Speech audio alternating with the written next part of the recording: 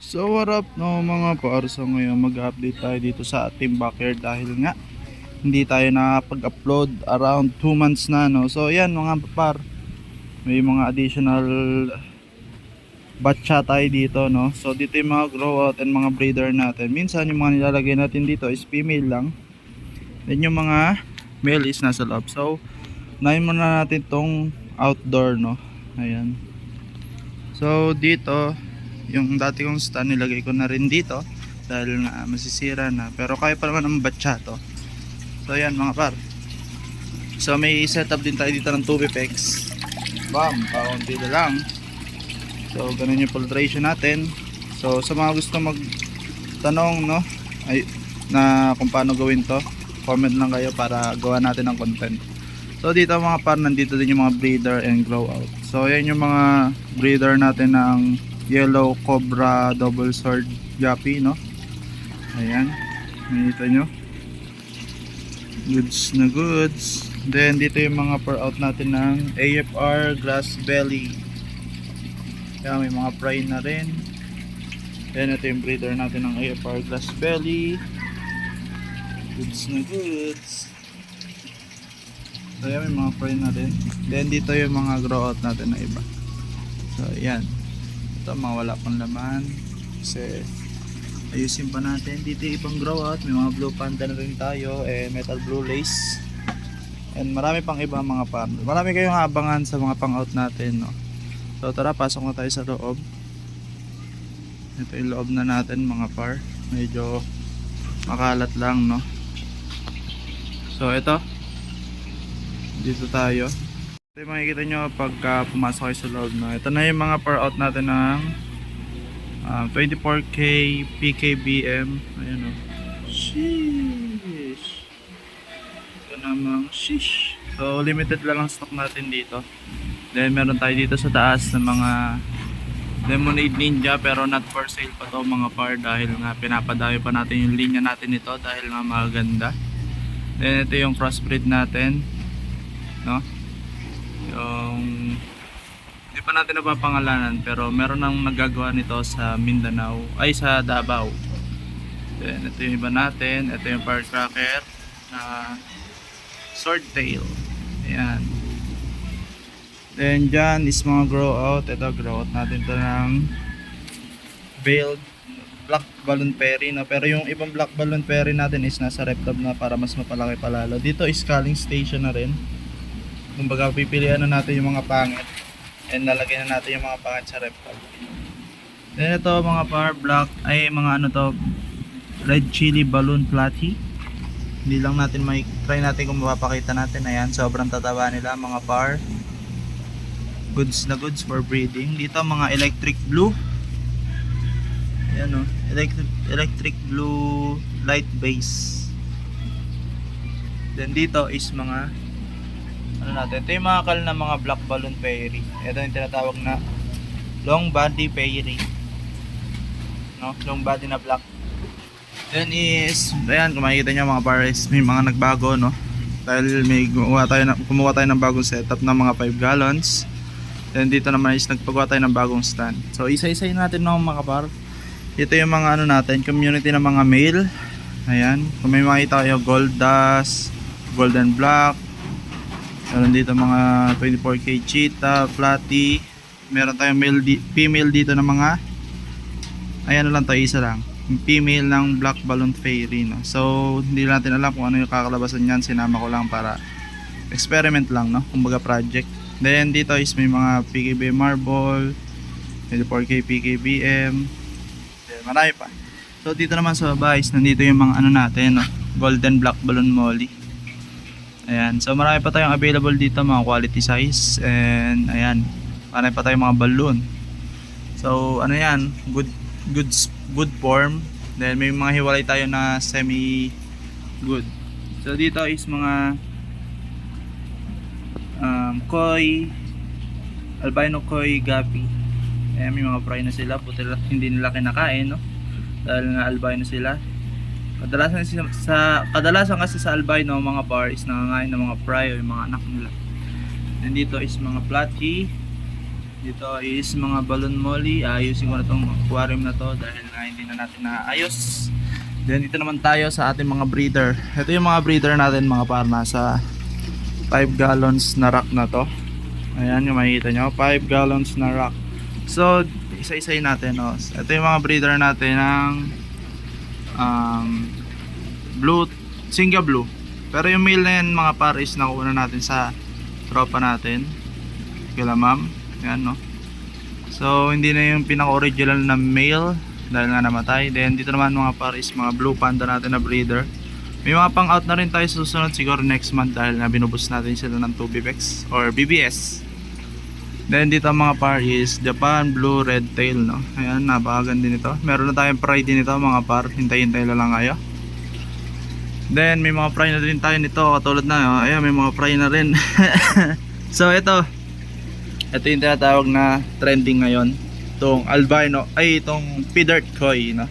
Makikita nyo quality na quality yung P-Dirt Koi natin dahil nga sobrang laki ng ears or yung palikpek. Then yung ulo, yung red sa ulo is buong buo, no? Hindi yung nasa taas lang, pero yung female yan nasa taas lang. Then dito naman is meron pa tayong semi-rare na purple. Ayan, purple, platinum, Dumbo Ear Mosaic, no? Ayan. Then sa baba nito is ito yung dati nating old line ng ating ABT dahil nga old na, pumapangit na yung old line natin, no? Kaya kailangan natin kumuha ng pang cross. Kumbaga kailangan hindi natin pwedeng i-crossbreed ng i-crossbreed. Kailangan natin mag-outcross. Kumbaga yung kuha tayo sa ibang breeder ng linya nila and i-cross natin ulit para mas mapanatili or mas mapaganda pa ang ating line ng ABT. So makita nyo yung mga buntot is not good na. Kumbaga parang sa iba skull na, no? Then dito naman is meron tayo ditong albino fire phoenix. Yan, gapi yan mga par. Albino siya na may pagka ganon. Ewan ko lang kung tama yung pagkakapronounce ko, pero ito yung bilhin natin sa tropa. Then ito yung line natin ng RDSS. Kumbaga Red Dragon Snake Skin Guppy. Ayan, medyo hindi lang ma-focus, pero it's good. Then ito naman yung ating Red Dragon ay half black Red Rose Tail Guppy, Vietnam line. Kung makita nyo is talagang kulot, no? Kulot na kulot yung buntot. Kaya quality line to mga par. Yes, ito mga balloon molly natin nandyan lang. So dito na sa baba is meron tayo ditong pet quality ng metal snake skin blue tail. Pet quality lang yan mga par. Then dito is meron tayo ditong pinakamaangas na isda. Ito yung pinaka favorite ko sa lahat, balloon swordtail. Ayan, Hamburg na balloon swordtail. Hindi lang nagpapakita dahil nga mahihain. So next na tayo. Then dito naman meron tayong snakes, white mosaic snake skin, no? White snake skin mosaic. Ayan, ang ganda. Ito mga pares, wala pa tayong mga fry dito. Then dito naman is platinum yellow tiger mosaic. Ayan, ganda. So dito naman mga par is nakalimutan ko na yung tawag sa strain na to mga par, pagpasensya nyo na. Pero kung alam nyo nasa i-comment nyo lang sa i-comment nyo lang sa ating baba, no? Ayan, kung alam nyo pa yung strain na ganito. Then sa baba is mga semical natin. Ayan, so ito yung mga natin, pour out na peak na black balloon, golden black, no? Ayan, golden black balloon molly. Mura lang yan mga par, promise. Then dito is ito yung mga natin, crossbreed na pinapa-stable. Tingnan naman yung yung kaliskes, oh. Talagang sobrang sulit ng ating outcross na to. And meron pa tayong crystal blue eye, no? Ayan, na round tail. Then ito yung mga goldfish natin. Ayan, gutom na sila dahil nga 1 PM na dito, no mga par. Kumbaga hindi pa natin sila napapakain. So mga pour out na rin to, no mga par. Ayan, kung gusto nyo bumili, yan, Message lang kayo sa FB page natin mga par, meron din tayong isang rancho dito.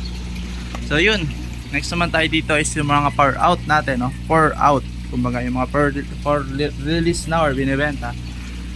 Ito nga pala yung yellow pingo natin mga par. Ayan. So ayan, maganda yan mga par, quality line by me. Hey, ayan, no? Then ito naman yung ano natin, metal blue lace. Ayan. So yung A4 natin is not for sale kasi pang sa akin na yan. Next is itong ano natin, Silverado Red Double Sword Tail. Yan, sobrang dami natin yan pangapar, pero by pair lang, no? By pares lang ang bentahan natin dahil na limited lang ang ating female. Then is ito yung female ng Koi Platinum Tuxedo Koi short body. Ayan. So dito yung female din ng Silverado Red Double Sword. Dito mga ano lang natin, 24K balloon molly. Yung kumbaga nakita lang natin sa pet shop. Then is ito naman is mga EBM, Electric Blue Moscow. Yung mga male. Ito yung RDSS natin, kakaunti lang dahil napilian na, marami nang bumili. Dito is ABT, kaso ayun, meron pa pala tayong isa ditong semi quality or dalawa pa, kasi nagkasakit daw mga par dahil nga malamig ay yung isang bed. At meron tayong makal dyan, yung mga tinatawag na red wash, kumbaga nagre-red yung mga buntot, gano'n. Then ito is mga for ano ko na, no, for breeding, nahanda ko lang. Ito yung mga male ng ating mga platinum, anong tawag dito, platinum koi short body, no, tuxedo platinum koi short body. Yan, yung nasa kanan is first batch, yung nasa kaliwa is second batch. So may mga kal pa rin, kayo makikita diyan mga par, yung mga walang red sa ulo. So kinikip ko lang kasi cute nga. So ito yung mga breeder din natin ng HBB, ng DEM, yung quality DEM natin yan. At ayun na nga mga pal, nakakalungkot na pero kasama sabi yan, ito yung metal blue lace natin na breeder na sumuko na yung isa. So marami pa naman tayo nan. So ito yung naman natin mga par, Japan Blue Double Sword Tail Guppy. Ano? Hey. Cute yan mga par. Ayan, ito yung A-par natin na male. Di ko lang sure kung makapag-out pa tayo nito dahil nga marami pa tayong male and ubos na yung female natin. Big dorsal, big body, around 3 months pa lang. Ito naman yung mga ano natin, no, DEM or combat, tinatawag nilang Dumbo Ear Mosaic. Ayan, tayo natin dito. Ayan mga par. So mga nasa 2.5 months old pa lang naman to mga par dahil nga maliliit pa lang. So pag lumalaki ito, magiging katulad nito ng parents sila na sobrang laki ng ear. So ayan. Dito naman is mga breeder na din natin, hindi naman natin mapapakita. So move on na tayo, dito tayo sa kabila, sa isang rack natin kung saan may binibenta at meron tayong binibreed. So ito yung pinaka unang selecting ko ng aking crossbreeding ng, hindi ko lang alam kung anong tawag dito mga par, pero ang tawag yata nila dito is platinum gold, no, o gold platinum. Mas lamang kasi yung platinum mga par kaysa sa gold, pero mas gusto ko yung platinum gold, kumbaga yung nasa top lang yung gold and full platinum. Then ayan, yan yung mga breeder ko. So yung mga male dyan is yung mga anak na din nila, kumbaga binabackcross ko na sa mga magulang nila. Ayan. So ito, may meron tayo ditong black balloon fairy na tinatry natin palabasin. So dito is yung mga for sale natin ng mga Sunkiss balloon molly. Ayan, mga cute. Yan lang natitira natin for out sa mga Sunkiss, no, konti lang. Then dito is mga ano natin, PKBM marble, and meron din tayo ni 3 colors dito, kumbaga yung may mga nag-yellow and mga blue eyes and black eyes yung mga nandito, no? Blue eyes, black eyes and crystal blue eyes. Yan, so taas tayo. Ito yung mga breeder natin ng Platinum King, Balloon Molly, Crystal Blue Eyes, Black Eyes, and Pulmas. Yan. Nakita nyo is goods na goods. Pakita natin yung alpha nila. Ito yung alpha. Grabe yung body, compact na compact. So lipat naman tayo dito sa mga pour out natin na mumurahin lang. So ito yung mga Showa Swordtail natin na dati natin binibreed. So ayan, katulad na out of space na, kaya bebenta na natin to. So mura lang to mga par, 35. Then yung Blue Moon Platy is 20 dahil nga breeder size na sila. Pero kung nasa market size, nasa 10 piso lang to, katulad ng nasa pet shop. So yun. Then dito naman is yung mga pet quality na lang, no, mga par, ng ating EBBM na dark base, Electric Blue Balloon Molly dark base. Yan, sa mga gusto kumuha nito mga par, mura lang to. Kahit 253 yun, bibigay ko na sa inyo. Ayan. Then dito is yung mga ano natin, dito, Lemonade Ninja mga par. Ayan. So yan, haba ng tayo nila. Then dito yung mga breeder ng ating mga 24K PKBL na mga bar. Yan. So dito, wala na naman dito. Dito naman tayo, lipat na tayo sa mga rack ng paanakan or nursery. Then meron din tayong mga breeder dito or may kinocross or may mga naiiwan, no. So ito yung kinocross natin ngayon na try natin magpalabas, no. Ayan. So ito yung Black Balloon Fairy na may fade na transparent na kulay, kaya ayan, kinos ko dito sa ating PKBM na may pagka gold sa ulo. So ayan, kinocross natin, di natin alam or sakaling baka maglabas, no, ang PKBM Fairy na sobrang mahal ngayon. Then dito naman is mga Cal or mga balloon molly lang yung mga nandyan. So dito is Singa Blue. Ayan, nilalagyan natin ng date para hindi natin makalimutan, no. Then dito is Top Sword. Top Sword yan mga para, no. May Top Sword tayo. Then dito Fry. Ito yung mga ano natin. Hindi to Fry Cracker eh. Short body na short tail lang to mga par. Dahil nga black eye. Then breeder. Yan. Breeder natin ng golden. Mga 24K Guppy. So Silverado Yellow Sword. Purple Grass, kaso namatay na yung male, pumanaw na siya. Yan, ito yung breeder natin ng mga half black yellow, no. Yan, quality yan mga par. Fry, Balloon Molly, Fry. Tapos ito yung ano natin, itong AFR Blue Ear na juvenile size. Yan, sana dumami pa sila dyan, no. Linisin ko natin yung aquarium ko after video na to.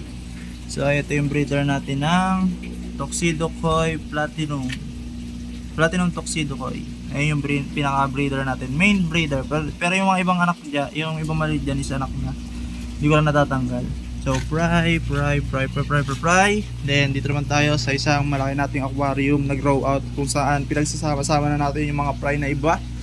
So nandito yung mga golden black, nandito din yung mga full gold, and ayan yung pearl cracker na may na mga swordtail na long body.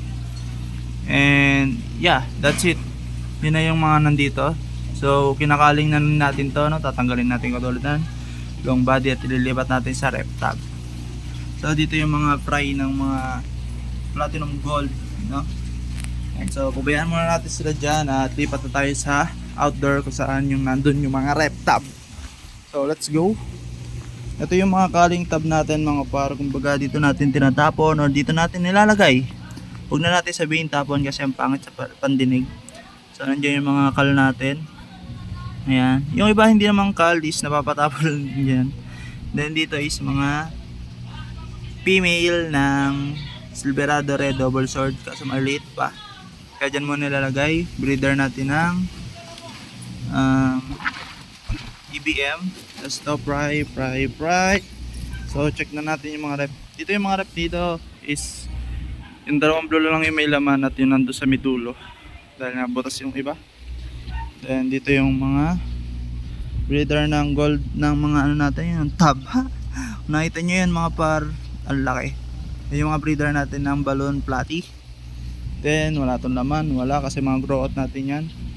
Baga susunod natin lalagyan. So ito yung mga ano natin, ginagrow out ng mga PKBM, no? Ayan, quality, bilog, and full mass. So sa mga iba is makikita nyo, kung may makita kayong kal, tatanggalin din natin yan. Syempre hindi tayo nagbebenta ng kal, depende na lang kung may bibili. So ayan, meron din tayo ditong PKBM na pinapalaki sa ating rep tab. Ito yung mga breeder ng mga semi goods na PKBM. Kung maghalo-halo na, naghalo-halo na eh. Kasi yung pinaka breeder natin is nandito na ano. Then electric blue na crossbreed natin na hindi na dumami. Then ito yung mga black balloon fairy, no. Check natin kung mapapalabas natin. Pero ayan, nakikita ko dito sa taas. Pero sa camera is hindi kita dahil na green water. Dito kal. Ito yung mga balloon, dito yung mga platy natin mga par. Makita nyo is sabihin yung medyo pangit dahil nga green water, pero quality goods yan sa kanila dahil nga full of nutrients kasi nga green water. Kumbaga nakakatulong sa coloration nila and sa paglaki. Then dito mga par is ito yung mga breeder natin ng 24K marble, no? Ayan, may sinama natin tayong PKBM, baka maglabas ng 24K PKBM dyan. 24K marble PKBM, no? Ayan, dahil ito yung Sunkiss na rin. Sunkiss na malalaki na mga jumbo rat. Ayan. So dito naman mga pars, papakita natin yung breeder natin ng EBBM or electric blue balloon molly dark base, and meron din tayo dito ng GBBM na ang meaning is golden electric blue balloon molly dark base din. Yan yung may mga gold sa ulo na nagmumukha ding gold dust. So dito natin nilalagay yung mga breeder natin, tapos dito natin i-harvest yung mga fry, no? Ayan, katulad na may mga fry na lumalabas dyan or mga pumapasok. Then ito yung mga 24K marble natin, no? Ayan, green water. So dito yung mga platy natin na balloon. So yun, at last hindi pa to last. So meron pa naman doon, papakita ko na din sa inyo. Then ito yung mga ano natin, no, sa mga juvenile na black balloon fairy. Tapos nagpapalabas na rin tayo ng golden black fairy or tinatawag din ng gold dust. And so naka 2 pipex sila dyan para mas mabilis lumaki. Then iwa-water change natin to every other day para hindi bumaho ang tubig nila. So larga tayo dito mga par. Ayan, walang laman. Ito may laman. So ito yung mga breeder natin ng full gold. Mukhang Sunkiss din, pero ito ay isang full gold na mga par. So yan, ito yung mga iba nating feeder. Harvesting ko na din yung susunod. Then dito din pala yung breeder natin ng mga black balloon fairy. Oops, grabe lumot na to. So sa mga tatanong, wala po tayong aerator, plants lang, is all goods na. So ayan, ayan yung mga black balloon fairy natin na breeder. Ano yung mga fry natin na hindi natin na-harvest. So last is ito project natin, dapat na itatabi natin sa ibang lagayan dahil nga naglulumot na. So yun muna tayo mga par. So yun lang yung update natin this month. So sa mga gustong maging updated, ayan, subscribe lang kayo sa akin, and yes, follow and like my FB page, Carl Aqua Life. So yun lamang mga par. Peace!